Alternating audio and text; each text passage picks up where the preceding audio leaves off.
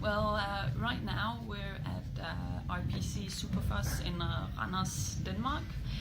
We're a traditional production company. We do injection molding, so plastic packaging, mainly for the food industry. And I have the pleasure of being the quality manager here.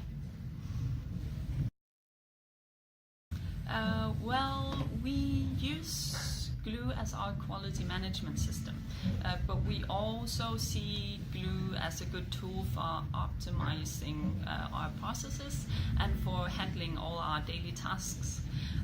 So we very much like the fact that you can have the work instruction and then you can combine it with the actual task that you have to do. Those are not two separate things in Gluu, and that has worked really well for us, especially with our production employees.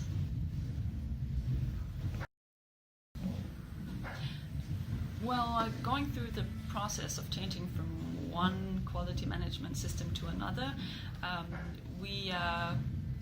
we looked at all our processes from a critical point of view, and when you sit down with management and you start drawing processes, then you discover that you might not be doing things in the most efficient way or the best possible way.